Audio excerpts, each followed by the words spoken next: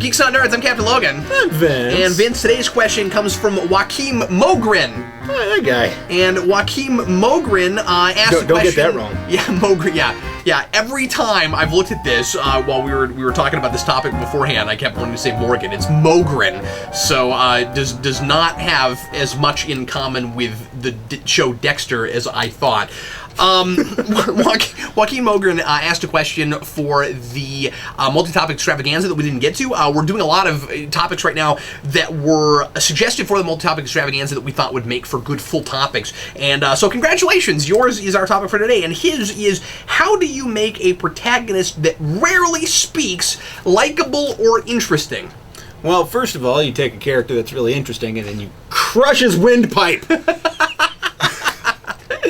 I don't think that you have to do that. I'm pretty sure as a writer you can just say, this guy doesn't talk. Did you mean he needed to be alive? Yes. Oh. Yes, and a character, not a living person already. So today we're talking about characters that don't speak very much or don't speak at all, little spoken characters. And there are a number of these in fiction. You think a lot about when you think about stories that you like, you think often about clever dialogue and people that are kind of wordsmiths and that kind of thing. But there are plenty of protagonists in all kinds of fiction and all kinds of popular fiction and movies and stuff that we like for kind of the opposite reason. Who are people who kind of who kind of speak through their actions as opposed to being people with pages and pages of dialogue. And the kind of implication for this question is that what I'm getting from it is that it's maybe more difficult to make that person likable than it is somebody that can talk a lot. I would assume because somebody that speaks constantly can explain more things about themselves. How do you get in those personal details? How do we know enough about them? That sort of thing. And also sometimes monosyllabic characters tend to be less likable. When you think about, there are a whole lot of villains that don't talk very much. Yeah. And that makes them kind of scarier and more ominous. People that throw hats at you and everything. But you can certainly have really, really charming... Like Kung Lao. Didn't think I was going to But you can have really charming protagonists that aren't talking all the time, that are still super likable. So let's kind of get into why we think that is and whether or not this really is a difficult thing to do. Because honestly, Vince, the more I'm thinking about it, the more I think it maybe isn't as tough as maybe the question was alluding to. I think one, it's very possible, and I also think that when you tie your hands in some ways to kind of like toss a crutch away, you have to figure out how to get around that. So I'm not going to rely on having all that clever dialogue I like to use. Well, what do I do now? And sometimes I think you can have a successful test of your abilities and see...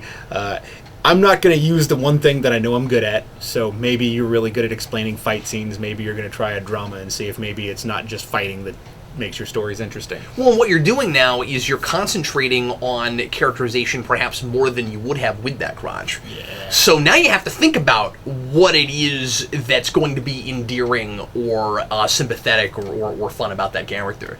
Mm-hmm. 'Cause sometimes I've seen people think that endearing means witty. But which Sure. I don't necessarily think is the same thing. I mean, you could have a witty character that's irredeemable. I also think you can have a witty character that doesn't talk very much. Yeah, there's a movie. Maybe you've heard of it. It's called Legend of the Guardians, and it's a very low budget thing. Nobody's ever heard of it, and. Legend of the Guardians, there's a character, Sandman, in this thing. He doesn't really talk. He uses symbols. See, that wasn't a giant movie or anything, though. Right? Yeah, that's true. That wasn't a huge hype. Like, if you'd said that and it was the Lego movie, like, that's really funny. I mean, you're like Legend of the Guardians. No, I think there are probably people that have not heard of that movie. Like, it went kind of under the radar for folks, I think. I mean, I really like that movie. I didn't see. No, I know you did. I didn't see it. I read your review, but I didn't. Or no, I think you did a video review. I watched it. I did not. I don't even remember. I did not read that. See, Vince is mute and he doesn't talk very much. So the way we make him endearing and likable is he writes things instead. I mean, because sometimes it's a shtick. So there's a difference between having a likable personality who is not a character, like Penn and Teller. Yeah, sure. storyteller who's likable, but not necessarily likable because you like the person. You just kind of enjoy the comedy act. But and even though he's not a character, that's an actual person. Of course, the real guy actually does talk, and apparently behind closed doors actually talks a lot more than Ben does. And he's like really educated and stuff, so he has a large vocabulary and he speaks that way. But he's somebody that I thought of earlier when we were talking about whether or not you needed to talk a lot to be clever. I think he's clever without words. So yeah. And I mean that's the thing though, is that sometimes I think you have people who are trying to be clever. Or, excuse me, I don't know why I said that. Essentially, sometimes you have people that are trying to get around not being able to speak. Like, you'll have these other ways that they communicate. Like, the character in Legend of the Guardians has these little symbols that he creates with his sand. You have things where that's, I think, a pretty common trope for characters that don't talk. We are in their head throughout the whole piece, movie, book, whatever, where we have their innermost thoughts over whether it's narrative or voiceover. Yeah. And the character just doesn't speak much, because either they can't or they don't. So I think that sometimes we get around this and we can do it more often than we realize. There's a lot of characters that we get into the heads of.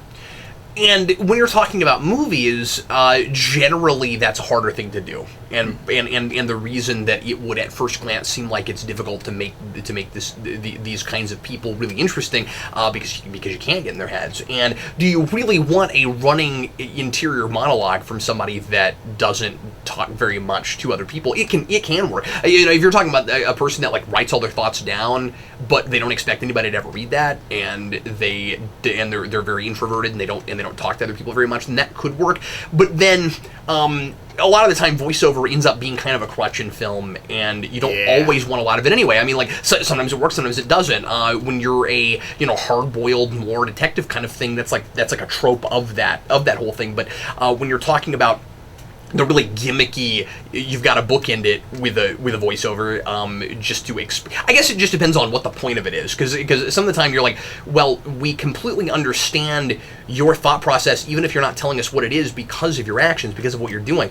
But back to your early point, you just have to think a lot more about what that person is doing and why, because they can't explain it to you. So now you have even more of a reason, even though you should always be doing this, to make sure that your character is being really proactive, and to make sure that we understand why your character is making the choices that he's making, and to get into his apartment or his house and look at some of the items he has lying around and find out what his interests are and what he's about. And I mean, at first glance, it seems like this is a very difficult thing to do, because you're not in prose and you can't have that running internal monologue. But then film is in comics, visual art form, so you can show us that stuff, and you don't necessarily have to have that. I think it's also important to note that to assume that characters must be really talky in order to be likable is to say that every compelling protagonist is an extrovert. Good point. And they're not, and there are plenty of people that aren't that, and we should be able to tell stories about people that are more closed in. I have a pretty good, this is kind of an amusing thing since you just said extrovert, but I have a pretty good example, I think. Mm-hmm. There's a lot of versions of the Hulk where he doesn't talk. And, I mean, kind of the normal thing to do with the Hulk is to make him a victim. Fair enough. He's this big creature that kills things. It doesn't mean to, he just kind of does. And sometimes he intends to, but that's usually when he's being victimized. And he's that misunderstood monster. People are chasing him. It's the Frankenstein thing. So, essentially what we have here is a character who either can't speak or chooses to speak very little, or can't speak much because he can't really articulate anything. And speak. I know just what you're saying. So stop explaining. And that's when the Hulk smashes. So, because we don't need that much exposition and dialogue. So, I mean, but that's the thing, though, is that you have a character here in the Hulk or in Frankenstein where it's a tragic figure because he intends to do something a little more gentle than what he actually does. And he ends up hurting people chase him down, and he retaliates monstrously because he's very capable of it. So, Then you have a character who we start to get a little deeper into the character's mind as the movie goes along, who it's not just that he's a wild beast. I mean, I guess kind of he is, but I mean, it's not that he is just destruction incarnate. He is a kind of a creature who is capable of destruction. That's the only way he knows how to get out of something. You back a dog into a corner and it'll bite, scratch, and claw its way out. Self-preservation. If you can figure out the difference between scratch and claw, bravo. Those are the things you'd use to do with that. I think there's a movie that I like. It's parts 1 and 2. It's called The Descent, and essentially in this movie, it's a horror movie. In this movie, you have these creatures that hear noise, whatever noise, they hear speech. If your step on something makes noise, they come and they kill you because, that's how they hunt. And these people are in here trying to find ways to communicate without having to use words.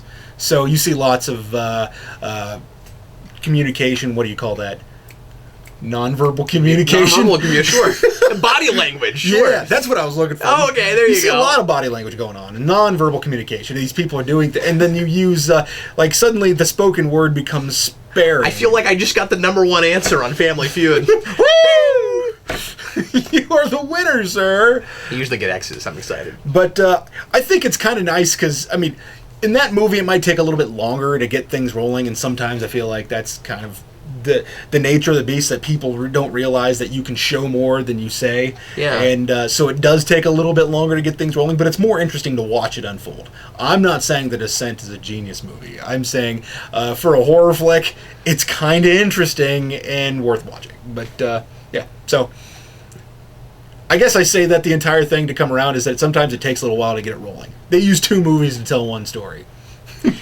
Being as much of a dialogue guy as I am, obviously I love protagonists I love stories in general with wordplay and witty banter and dialogue-driven things, but that doesn't mean that you can't have very intelligent, even cerebral stories that are told through action more than dialogue, because once again, you can find other ways to get into a character's head, and so just because you have a character that's not talking a lot, it's not a foregone conclusion that it's going to be a giant action-heavy movie. In more action, in this, like what is action? I mean, it's always important to define that. Action not in the sense of explosions, but in the sense of a person getting up and going and doing a thing. Yes. There are. Now, I'm thinking of a number of characters right now maybe we should just jump back and forth and think of some of these. Characters that we like that are really effective in movies that speak little or not at all. I think the first place, because this is a recent example, that we should probably go is Mad Max. Yeah. Yeah. And it's funny that I just set that up saying that talking about more cerebral movies that don't necessarily have to be all dialogue. And I think that a lot of the time, a really cerebral movie, you will have a lot of dialogue. It'll just be dialogue from other people if your main character is not talking that much. But it's funny that I said that, because then I immediately go to Mad Max, which of course is wall-to-wall action and is as much about that as anything. But that's a character that doesn't talk because he doesn't have anything to say. And what he has to say is through what he's trying to accomplish. But it's very simple. This is a guy who has a very clear thing he's trying to get to, and still, at least in the one of those movies I've seen, has a character arc, and we don't have to listen to him yap about it. Sometimes I think that kind of helps to make a character more sympathetic, because you don't have to worry about that character coming off as whiny when bad things happen to him. Fair enough. Yeah, I just thought of that. But anyway. I mean, part of the deal is that you look at a character like Mad Max, and some of what they're doing is reactionary. If whatever happens, if you get captured, you're trying to run away. Reaction, not protagonist type stuff. But then he makes choices as the movie goes along. And those choices don't necessarily need to be... I have made this choice, and then you verbalize whatever it is. But he, for those of you who have seen the movie, I suppose, where he doesn't have to explain to you constantly the whole the whole thought process behind why he's come up with what he's doing. Yeah, like especially moments where like he changes his mind. My intent is to do this, and then there are moments throughout the movie where he changes his mind to do something else. They give you a reason for him to change his mind, or they give him a reason for him to change his mind, and he chooses to change it. And that's kind of the crux of the situation. Yeah. Or the Horcrux, if you have parts of your soul that's around the area you want to save. In a similar vein, I also thought of Riddick. Yeah, I'm not really familiar with Riddick. I'm not either, and I never liked Pitch Black very much. I might at some point go back to it because I watched the latest Riddick movie and liked it quite a bit. And is that Chronicles? No, if memory serves, that was just called Riddick. I think you're right. Yeah. Chronicles of Riddick is the one that really popularized it. You had Pitch Black. I think a lot of people didn't even realize that was the same thing, or didn't, because you don't really have to see that in order to enjoy Chronicles. I didn't really care for that movie. I thought it was a little bit uneven, but again, it's been a really long time since I've seen it. And then I can't remember if there was another one or not. That's not a franchise I know real well, but it's an easy go-to because it's that kind of desert island scenario where you've got a guy on a planet who's all by himself and it's a survival thing. I like these. I've come to appreciate more and more these kind of survival movies where you're with a character who's all by himself and doesn't have anybody to talk to. Usually there's an animal, so there's at least some kind of interaction with another feeling sentient being. So Riddick, if memory serves, had some kind of like alien dog thing that followed him around. There's a Justice League episode where they sort of pseudo adapt Death of Superman, and Superman winds up on another planet, and he becomes this really awesome mountain man who's got to like hunt for his dinner, and he's just trying to survive. He doesn't have his powers anymore, but that doesn't stop him from still being very Superman-y. And I think he has maybe a dog or something too. But Mad Max in Road Warrior has a dog. Oh, yeah. And he also has that wild child that he has, the kid that doesn't speak, that he develops some kind of relationship with. And it's interesting with. to explore some of those motifs that go through these protagonists that aren't talking very much, where I think if we were to list off a bunch more of them, we would find that one of the big things they have in common is that a lot of them have a sidekick of some kind. And some of the time, it's or a sidekick, and they have a person that's with them that talks a lot. R2D2 and C3PO. R2D2 you might not even notice as much of the little snippets of emotion you get from him if it weren't for the fact that you're invested in him because of his relationship with this other person who does talk a lot. You have that, but you do have these characters who have somebody else with them that also isn't talking because they're an animal and they don't talk, or they're not a person, but like an animal that's with them. But you need them to care about about someone or something. I'm even thinking of now. This person talks more, but what about John Wick? I was just thinking John Wick. John Wick with the dog. That was kind of the best thing about that movie. I thought so too, because it was like. I still enjoyed it all the way through. I thought it was a really good movie. But I thought it was interesting. I mean, essentially, it's like wall-to-wall action right after you have the unfortunate stuff happen with the dog. But but then you appreciate the kind of amoral things he's doing. Yeah, because he's got a motivation now, and it's a motivation you can kind of appreciate. And you have reference. I mean, not reference. I mean, you have like a frame of reference here. See, you and I have not talked about that movie much. I assumed when I saw it, because I saw it without you, I assumed when I saw it that you probably would like it a lot because you're into revenge thrillers, and I thought it was refreshing to have a revenge thriller where the catalyst wasn't a girlfriend or a wife. Yeah. I mean, I really liked that. It was related to that, right. but I really liked that it was kind of something, not just that it was something different, but that we found something else that you could see a person like that, like really having emotional attachment to. But then the juxtaposition of this is a guy who murders people or who had murdered people for a living. So I don't know. I really liked that. I suppose the reason that I was kind of like, it's good. Is because I really wanted the characters who. I'm not saying I was in love with it. I had third act issues with that movie, but I really wanted the characters who wronged him to not have just randomly chosen somebody to screw with, And that was the crux of it. Precisely the same thing. And I thought, if this movie, if characters had more motivation other than I'm like, our main character has adequate enough motivation for me. Interesting motivation, different motivation, and different than the norm. But then we have the bad guys. But there who were some like, conveniences. The thing with the gas station. Yeah. So I mean, I don't know why we're reviewing this movie all of a sudden. Speaking of John Wick here, I mean... but he has that to a degree, right? Yeah. Like, he's somewhat little-spoken. I mean, if you look at that section with the dog from his wife and then John Wick in their interaction, it's kind of like nobody's ever compared these two movies, I'm pretty sure. But it's kind of like the silent scenes in Up, where... Yeah, sure. If Carl had just been this cantankerous old guy who decided to put balloons on his house and fly away mystically, woo, but with he's dragons. Like Hercules. His name is Carl Cules.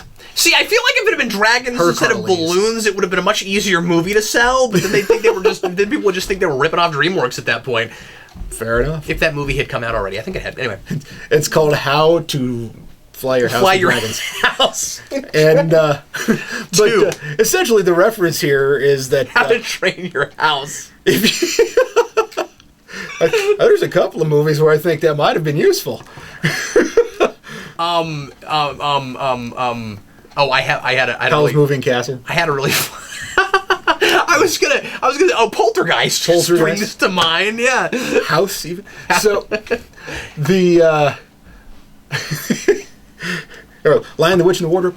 I want to keep doing this so that we get so far away from what you were talking about. The Up compared to John Wick. So essentially, if you just had a cantankerous Carl, and so this is the beginning of the movie.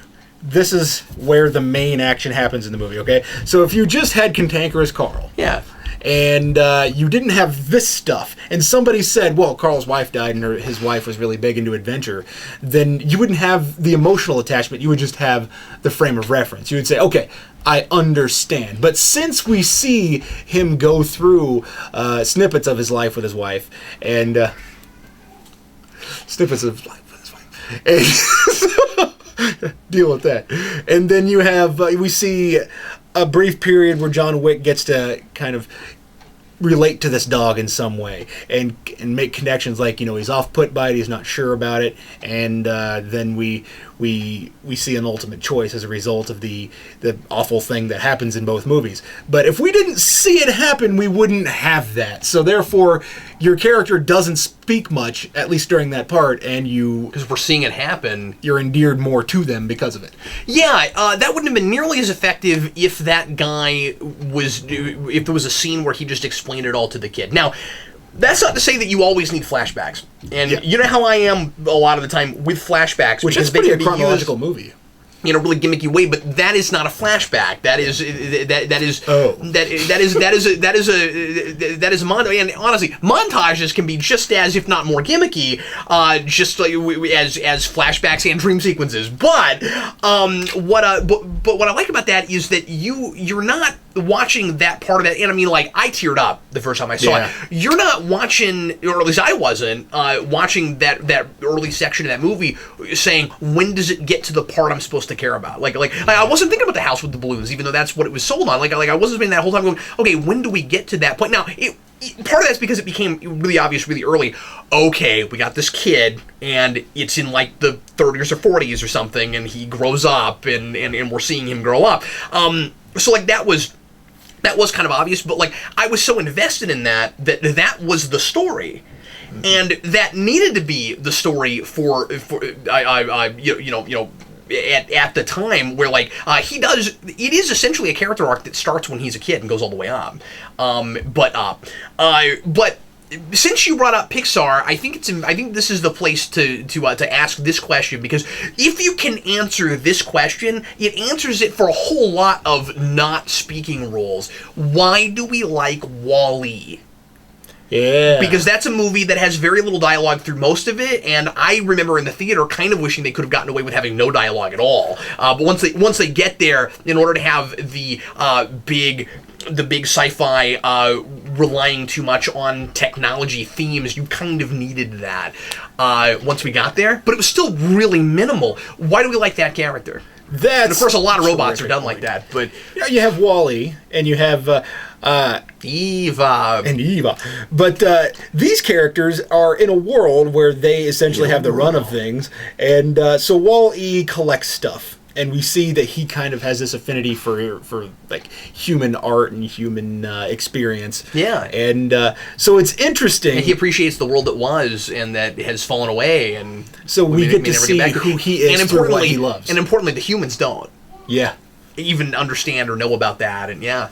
They are a cog in a machine. Yeah. You know, a big fleshy cog in the machine.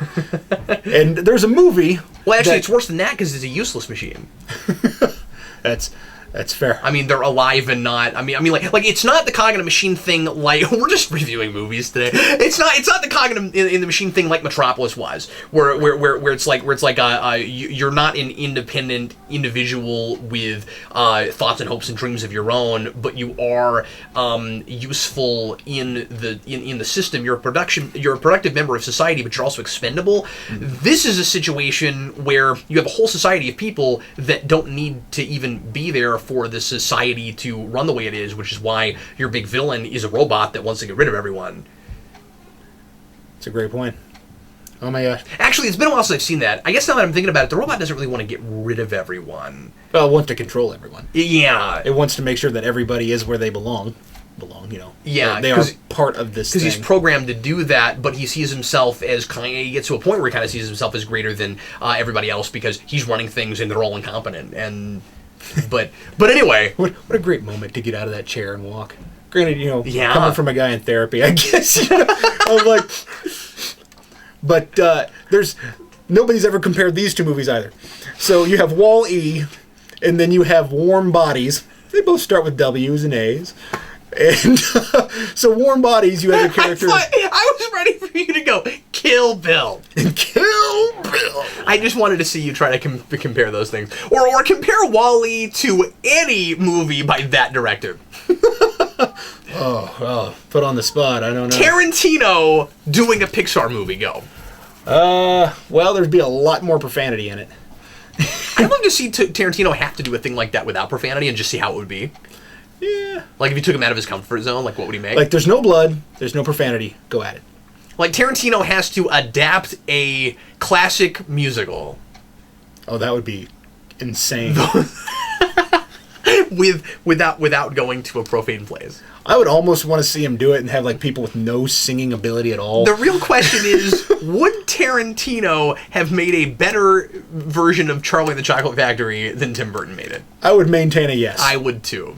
Mm-hmm. But that's neither here nor there. I'm sorry. You were going to compare Wall-E to Warm Bodies. So you have a movie in Wall-E where there's no voiceover by the main protagonist.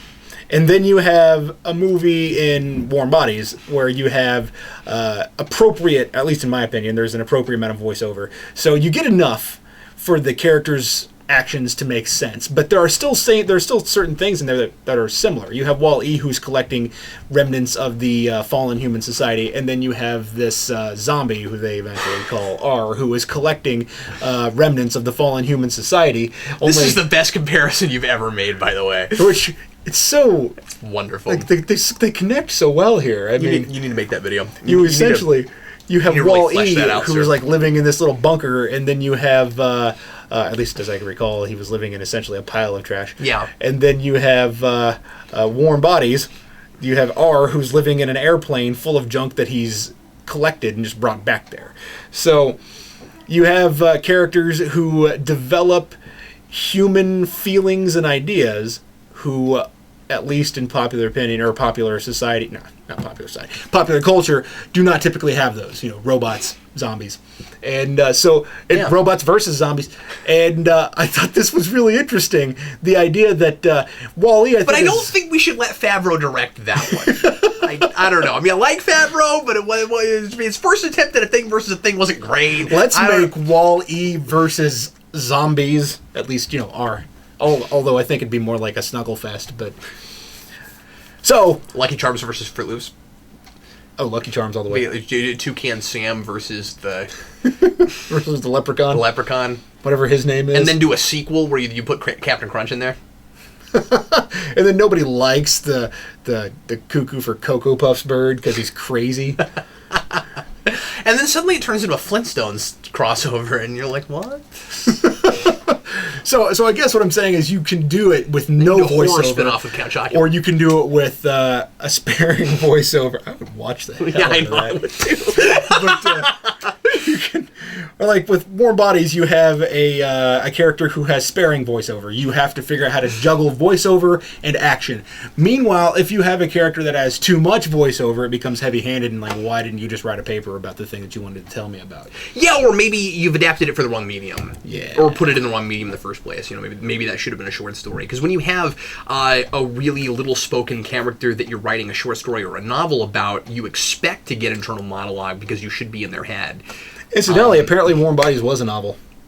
I had no idea. Oh, okay. Wow. And apparently they did a lot of similar stuff, but like a certain amount of artistic license to adapt it to film, and the writer's really happy with it. I was personally pretty happy with it. Don't judge me. I don't care. You should watch it if you're going to judge me. I want to go ahead and try to finish this up. I think that there are lots and lots of other characters that we could go to and other things we could explore here. There are two things that I feel like I need to bring up because we would be remiss not to. One of them is Groot. Yeah. Because I have a hard time imagining that this person wasn't thinking of Groot when he wrote that question. I mean, maybe not, but just we being mostly a superhero channel, and Vince and I both really like Guardians. Groot was the first thing my mind went to when I read that, and it's a character that a lot of people really like. He says 3 words: "I am Groot." He's not the most complex. I am Groot, and we are Groot. Right. Words. 5. Ooh. He's not. See, I still can't decide if I like that they did that. But I don't mind it. But anyway, so that is a character who is fun because he's enchanting and unusual, and because he kind of represents life, and he's got the whole phoenix coming back from the grave thing, and so there's like a kind of an inherent optimism to that, and all that. It's not an intense, complex character study, and I think it's important to note that you don't always have to have that to have a character that's likable or a story that's worth telling. I don't know that. See, somebody's going to totally I try to prove to me that this can be done after I say this, but I don't know that you could write like a 20-page paper on the psychology of R2D2. But it's a character that and he and C-3PO are mostly kind of played for comic relief. But, or I should say it, because R2D2, even more than C-3PO, I think is kind of an asexual character. But those... That's cute. But those... I'm just saying, now that I think about it, I don't know why R2D2 has to be a he, it's just R2D2. Although I think there is supposed to be a cameo of a pink version in Force Awakens, so... But anyway, so where was I going with that? But I don't know, like Groot is... Groot's a character that you get sort of invested in, but I think mostly because of how invested you already are in Rocket Raccoon, and because they're best friends. And I don't know that, I think that you could make Rocket Raccoon that sympathetic without Groot. I don't know if you could do that with Groot going the other way. And actually, they have exactly the Han Solo Chewbacca thing. Right. That's a terrific point. I feel like the big reason why Groot is sympathetic is without Rocket, he would essentially just be a big lumbering tree-like creature who is doing things that you go, okay, I'm not sure exactly as to what he's trying to achieve, but apparently he's trying to capture someone. And then you have Rocket, who is his mouthpiece, who says, "Learn genders!" And you're like, oh. I get why he went after that one. I mean, I don't mean to say that you need Rocket there to constantly explain to us what Groot's saying, because once again, I don't know that Groot is all that complex of a person, but again, it doesn't have to be. I'm reminded of a line. Permit me to do for a second to say this. I'm reminded of a line from Star Trek IV, the whale biologist, who says to this kind of jerk face that she works with that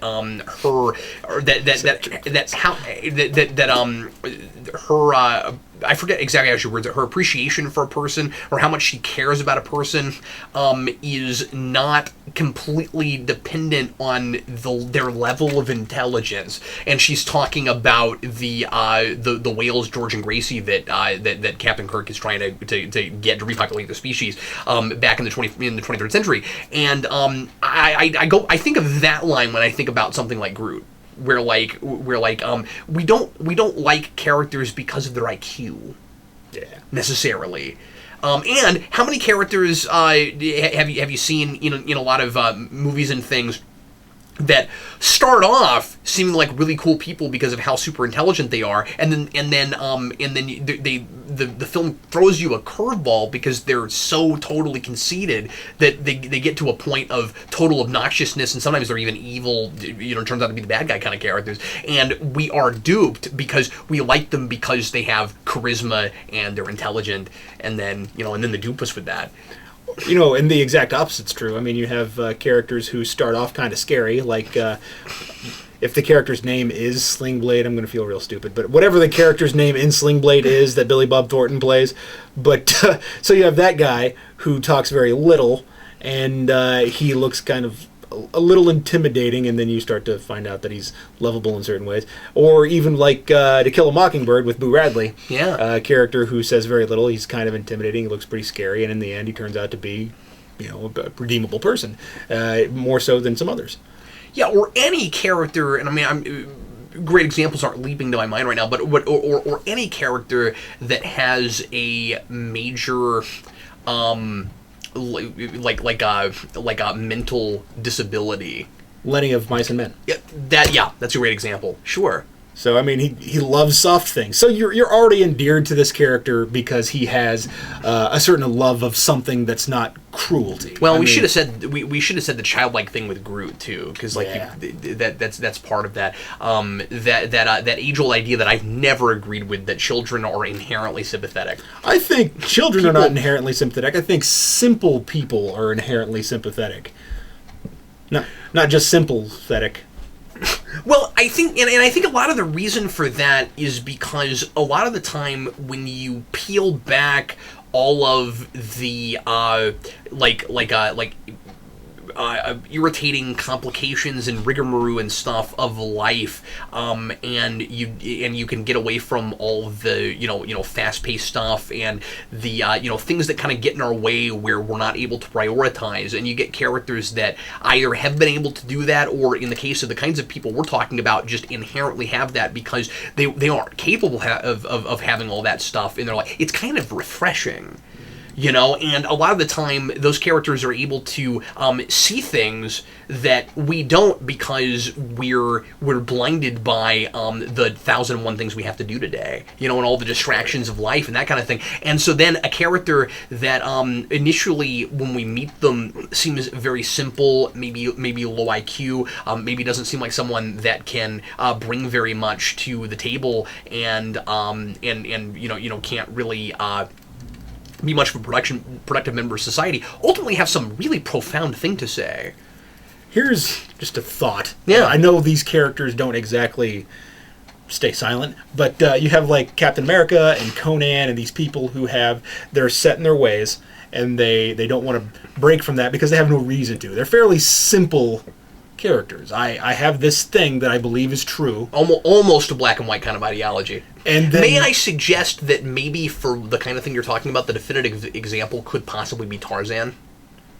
Yeah, I like it. I mean... Well, because he is little spoken, but he still sort of has that. Yeah, that's a super good point. Depending on whether you're talking about the cartoon show. But no, I'm talking about just Tarzan. But yeah. So I mean, you have these people. But Conan has that to a degree too, I suppose. I feel like a simple character, Tarzan the Barbarian, kind of boils it down to Batman the Tarzanian. It's funny with anything that's two syllables. Yeah, that's right. Brandon the Barbarian. Anyway, Gozer the Barbarian.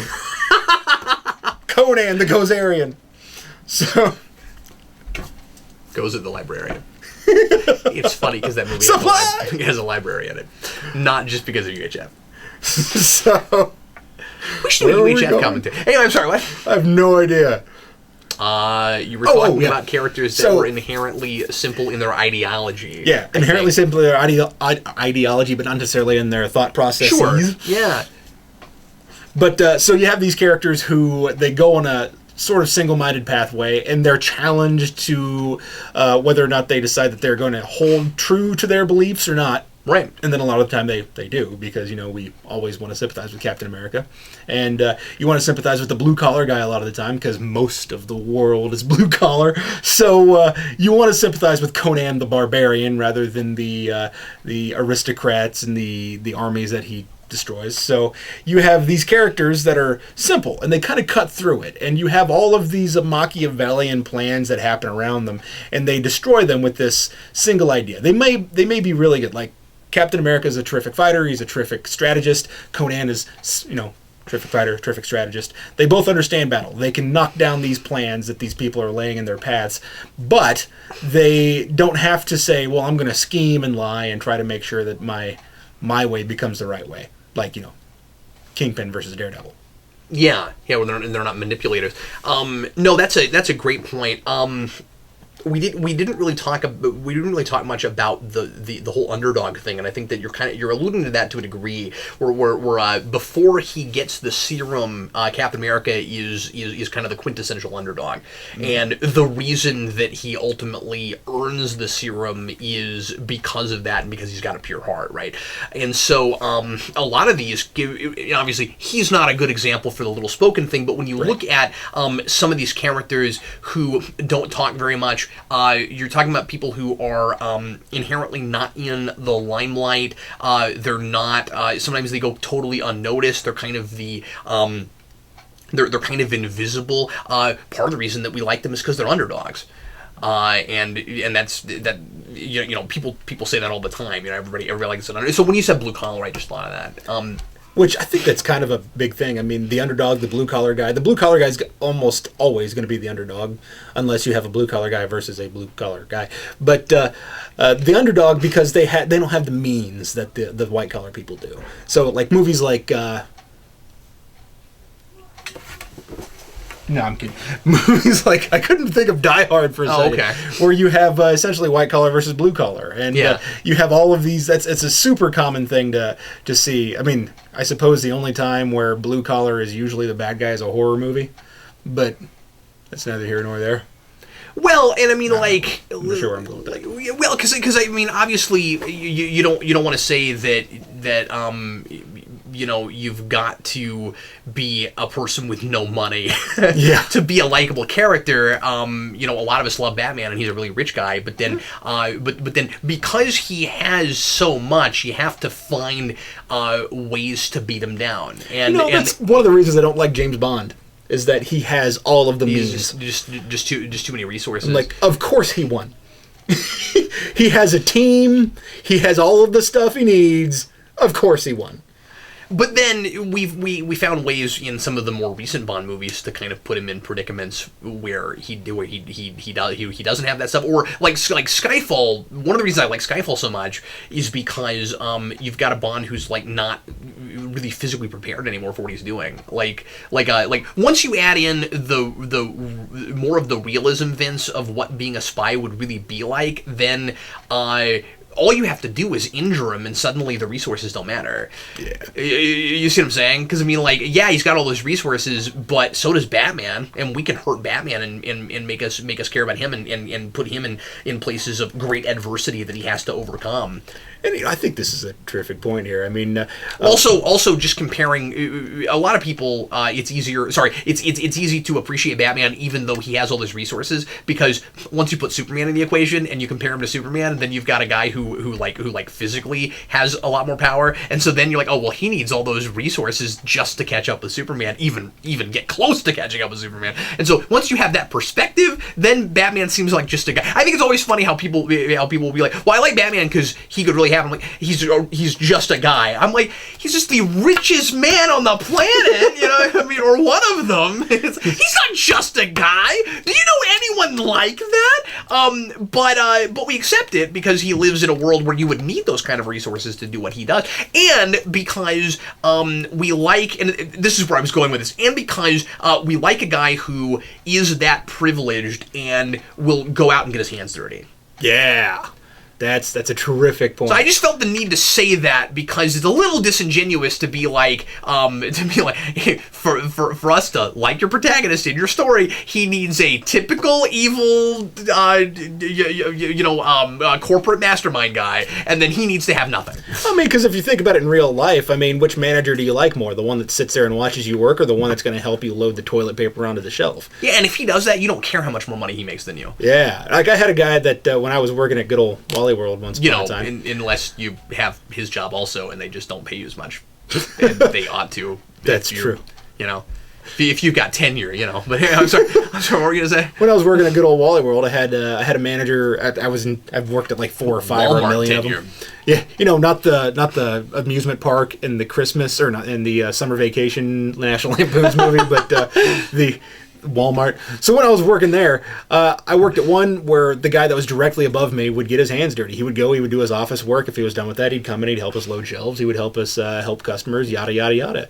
And I worked at another one where I could sit there and see through the window my manager sitting there watching me. And I'm like,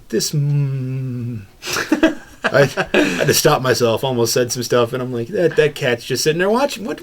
Like, how am I supposed to have respect for you? I understand if you're doing like actual work, but if you're sitting there twiddling your toes, anyway. So it doesn't matter if they're the one on the upper echelon, as long as they're willing to do work. I think that's the thing. I did not mean for this topic to be this long. Final thoughts, Vince. Final thoughts? I like puppies and rainbows and just I guess as we often like to do, let's just kind of answer the question. Final pertinent. To kind of bring it full circle. So let their actions do the talking. That's kind of the big thing. That's how you make a nonverbal character likable. It doesn't matter whether they're simple or whether they're rich or whether they're whatever, as long as the thing they are trying to achieve is worth achieving and is relatable in some way. Ultimately my response is you make that character sympathetic in the same way you make any character sympathetic. And that is you make them somebody that is proactive and actually trying to achieve the thing that they're trying to achieve. You make it very clear what it is they want, because stories are about characters that want something. And you give them an opportunity for change, and you don't need them to constantly be talking about it in order to do that. I think that you do get potentially kind of an advantage with having a character like that because of some of the limitations that it gives you, like Vince says. It forces you to pay more attention to that kind of stuff because you don't have that crutch. But also because, as I said earlier, now you've got a character that can't complain. And characters immediately seem less sympathetic unless it's important to their character to do this. I mean, there certainly are characters that constantly complain, and that's a prevailing character trait. But there has to be some kind of consequences to it, right? Like you can have a character that's complaining all the time, and you can do this with a character that does. That's exactly what Bridesmaids is. But then you need people around them that respond in a believable, real human way to that. You can have a character that does that. They shouldn't have very many friends.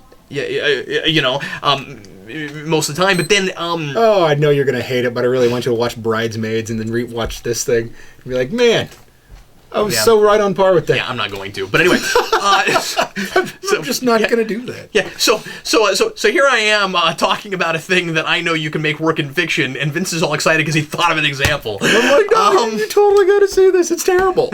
Here, smell this. Isn't it awful? But anyway, so you do that. Something else that I meant to mention earlier that, once again, I would be kind of remiss if I didn't bring up is if this was a nigh impossible thing to do, having characters that don't talk and make them very likable, silent films wouldn't have worked. Yeah. Although, I mean, the reason I didn't straight out say silent films immediately was because there's a lot of words in silent film. Not a lot. Not always, though. Percentage-wise, there's very different. But I mean, there's a lot of things. There's like explanations and things going on. Certainly, but not all the time. Sure. And I have seen silent films. Now, to be fair, much of the time they are comedies, but sometimes you'll get a drama and horror stuff and things like that aren't, where you'll have really minimal intertitles. I mean, you've got intertitles. I mentioned Metropolis earlier. There are intertitles in Metropolis. Those characters talk to each other. Most of the time they don't. Like, much of that movie is not us having to read words on a screen. And but to be fair, those are also kind of all archetypes. Those are not real fleshed out 3-dimensional people, because that movie is nearly all allegorical. But anyway, that's not here nor there. I just felt like I had to bring that up. I mean, I guess just to say that I'm not like completely contradicting you. I'm just saying that's the reason. Anyway. Oh yeah, fair. No, and you're not wrong. You have you look at those movies though. If they were to just put as much words on screen as they were showing stuff happening, you would essentially just say, "Why didn't you just read the book?" I mean, I just knew that Metropolis wasn't a novel. Well, I mean, for a lot of that stuff. Oh yeah, like, sure. Like Nosferatu. Why not just go? Why not just read Bram Stoker's Dracula? That's a good point. And. But on the other hand, there is sometimes pertinent information in place names and character names and things like that. Where how else would you get it? I mean, yeah. I mean, some of that stuff you could just put up the name of the town or everyone's named Dude, and that thing is called Place. Yeah. But some of the time there are little details. I mean, I imagine adapting a novel to a silent film would have been way harder. Yeah. Because it depends on how action driven your novel is. You'll have details, but sometimes you'll have even in a really action driven thing, there'll be details where you really need to know that you really need to know, like without intertitles. Let's say somebody had, this is just a random made up example. Maybe you've got a character that owes someone money, and the amount of money they owe that person is significant, so you know what the stakes are.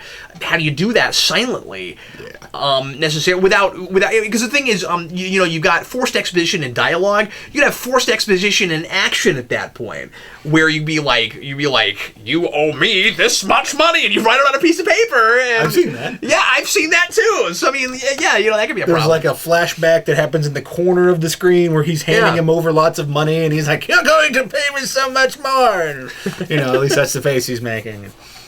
Is that the face they're making? Mm-hmm. Well, anyway, that is so that's going to be it for us today. Thanks a lot for watching Geeks Not Nerds. Hope you enjoyed it. And if there's something you'd like us to talk about in a future video, leave that in the comments or send me a personal message on.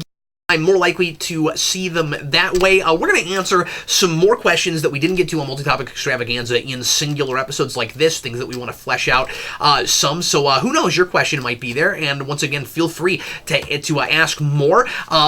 Thanks a lot for watching. We sure appreciate it. We'll see you again next week on Geeks Not Nerds. I'm Captain Logan. And I'm Vince, reminding you.